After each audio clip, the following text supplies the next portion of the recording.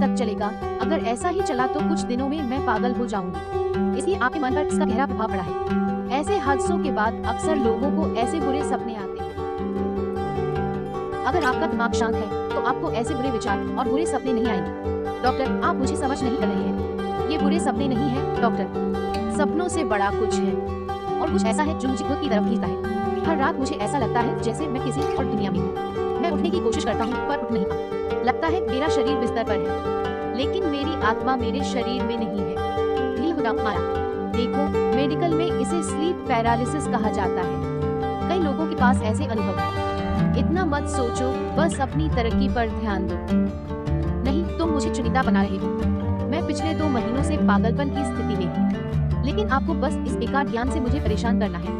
मुझे पता है तुम मेरी मदद नहीं कर पाओगे, इसीलिए आप बकवास बातें करके मेरा समय बर्बाद कर रहे हो। डॉक्टर से बात करते हुए माला अचानक बहुत गुस्सा हो गई। उसने डॉक्टर की मेज पर चीजें फेंकना शुरू कर दी। उसकी हालत देखकर डॉक्टर ने भी माला को उसके घर छोड़ने की कोशिश की।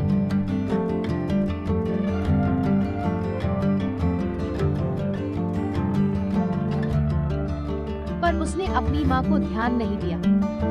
वह उन अजीब सपनों की खोज अपने लैपटॉप पर शुरू कर दी, जो वो पिछले 2 महीनों से हर रात देख रही है। उसे परमिशन नहीं मिला।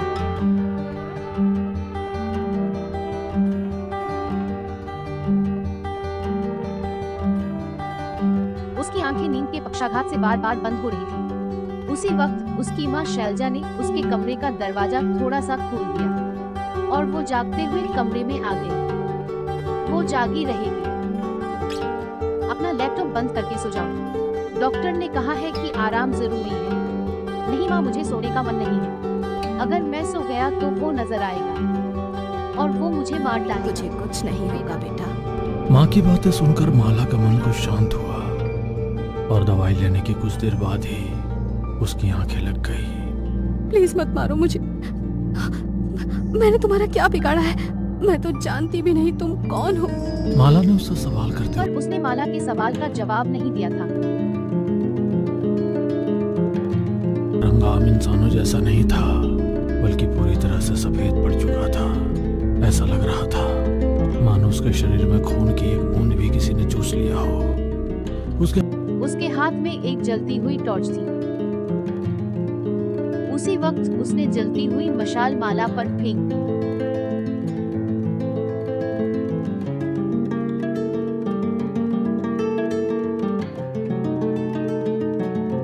आग और तेज हो गई। भयानक दर्द से माला बहुत जोर से चिल्लाने लगी। दूर फेंका और हाथों की मदद से उस आग को उसके बुझाने हाथ लगी। और दाहिने पैर ज्यादा जल गए थे। माला का शव बेड पर पड़ा था, जैसे जैसे मर गया हो। उसकी माँ उसे उठाने की कोशिश कर रही थी। तभी माला की आंखों में चमक आ गई। बहुत तेज रोशनी पड़ी और वो हड़बड़ाते हुए अचानक बिस्तर से उठ खड़ी हुई। उसका पूरा शरीर बुरी तरह पसीने से भीगा हुआ था। आंखें बिल्कुल लाल पड़ चुकी थी। उसकी माँ की ओर देखकर वो सिसकियां भरकर रोने लगी। उसकी हालत देखकर उसकी माँ भी दिन बे दिन परेशान होती जा रही थी। इतने समय से उनसे अपनी बच्ची की ऐसी हालत अब देखी नहीं जा रही थी। माँ, उन दोनों ने मेरे पैर को जला दिया और उस आग को बुझाते हुए मेरे हाथ भी जल गए। माला की बातें सुनकर उसकी माँ को ये बस एक सपना लगा। इससे पहले कि माला उनको कुछ बताती, उसने अपने दरवाजे पर एक सख्त की आवाज सुनी। साधु को भिक्षाम देहि। अपने हाथ में एक कटोरा आटा लेकर उसकी माँ दरवाजा खोलकर साधु बाबा को भिक्षा देने लगी। लेकिन घर के अंदर की एक झलक देखकर ही साधु बाबा के भाव कुछ गंभीर से हो गए। ये गंभीर हो रहा है। रुको, यहाँ कोई है जो बहुत दर्द में है।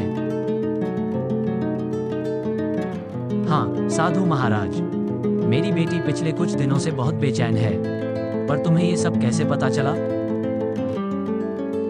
तेरे घर का एक झलक देखकर मुझे उस खतरे की जानकारी मिल गई। मुझे अपनी बेटी के पास ले चलो कि माँ ने उसे माला के कमरे में ले जाया। कल रात उसने तुम्हें फिर से मारने की कोशिश की, लेकिन वो लाइट ने आपको बचा लिया। साधु महाराज की बात सुनकर बहुत सारे लोगों को पता चल गया कि क्या हो रहा है। उसने मुझे मारने की कोशिश की थी। उसने मेरे पैर और हाथ जला दिए हैं। लेकिन तुम्हें ये सब कैसे पता चला? मेरे पैरों को मेरे हाथ जल गए हैं। माला ने अपनी टांगें और हाथ दिखाए। तो डर के मारे उसकी माँ की रूह कांप गई। उनके वे सभी निशान कहीं ओझल हो गए। साधु महाराज, ये सब क्या हो रहा है मेरी बच्ची के साथ? जो नहीं होना चाहिए था। ये प्रकृति का नियम है। जब एक बार व्यक्ति की आत्मा उसके शरीर को छोड़ देती है तो वो फिर कभी उस शरीर में प्रवेश नहीं कर सकती। लेकिन कुछ विशेष आत्माएं ऐसी होती है जो एक निश्चित समय के अंतराल के लिए अपने शरीर से अलग होकर बाहरी दुनिया, शैतानी दुनिया में प्रवेश कर सकती है। इस बच्ची के साथ भी ऐसा ही हो रहा है। हर रात इसकी आत्मा इस दुनिया से निकलकर एक ऐसी दुनिया में जाती है जहां से इसका कोई नाता है।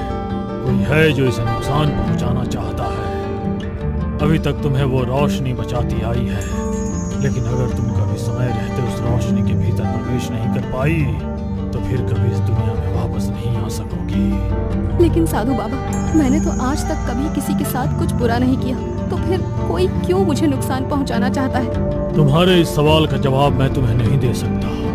इसका जवाब ढूंढने में बजरंग बली ही तुम्हारी मदद कर सकते हैं, क्योंकि एक वही हैं जो हर योनि में प्रवेश कर अपने भक्तों की रक्षा कर सकते हैं। हिमालय के पास मुनि कृपानंद जी के पास जाओ। बजरंग बली के बहुत बड़े भक्त हैं वो।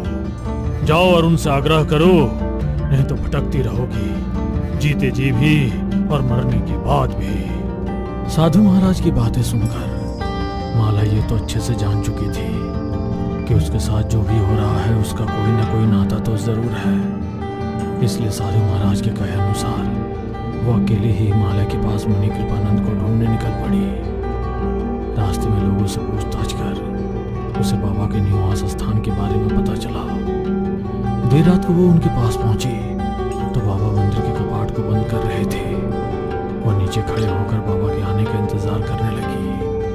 कपाट बंद कर बाबा ने जैसे ही उसकी ओर देखा तो उसने हाथ जोड़कर बाबा को प्रणाम किया। तो आ गई तुम? बजरंग बली ने अंदेशा दिया था मुझे तुम्हारे आने का। मेरे साथ चलो। बाबा ने उसके सर पर हाथ रखा और उसे अपने आश्रम में ले गए। बजरंग बली तुम्हारी रक्षा करेंगे। तुम हनुमान चालीसा का पाठ करो। तुम्हारी मदद करने के लिए मुझे ध्यान में बैठना होगा। बजरंग बली मुझे कोई अंदेशा देना चाहते हैं। अपने आसन पर बैठकर बाबा अपनी आंखों को बंद कर ध्यान में लीन हो गए और माला साधु बाबा की दी गई किताबों से हनुमान चालीसा का पाठ करने लगी। अध्ययन करते हुए उसे लगभग 1.5 घंटे बीत चुके थे, लेकिन अभी भी साधु बाबा अपने ध्यान पर ही बैठे हुए थे। कुछ देर और पाठ करने के बाद साधु बाबा ने अपनी आंखें खोली। उनके चेहरे पर एक अलग ही गंभीरता का भाव था। बेटे, मैं जान चुका हूँ कि ये सब तुम्हारे साथ क्यों हो रहा है, लेकिन इससे पीछा छुड़वाना इतना आसान नहीं होगा, क्योंकि वो आत्मा बहुत शक्तिशाली हो चुकी है। उसे हराने के लिए तुम्हें अपनी आत्मा को उससे कहीं ज्यादा मजबूत करना होगा। बजरंग बली पर अटूट विश्वास रखना होगा। अगर एक पल के लिए भी भगवान पर से तुम्हारा विश्वास डगमगाया तो उसी क्षण वो तुम पर हावी हो जाएगा। लेकिन बाबा, मेरा क्या नाता है उससे, और वो क्यों मुझे मारना चाहता है? मैंने तो आज तक कभी किसी का बुरा नहीं किया, तो किन कर्मों की सजा मिल रही है मुझे? ये कर्म, इसके झाल से कोई नहीं बच पाता। जरूरी नहीं जो कर्म हमने इस जन्म में किए उनका परिणाम हमें इसी जन्म में मिले। यदि अपने कर्मों का भुगतान करने से पहले ही हमारी मृत्यु हो जाए तो उसका भुगतान हमें आगे आने वाली जन्मों में करना पड़ता है।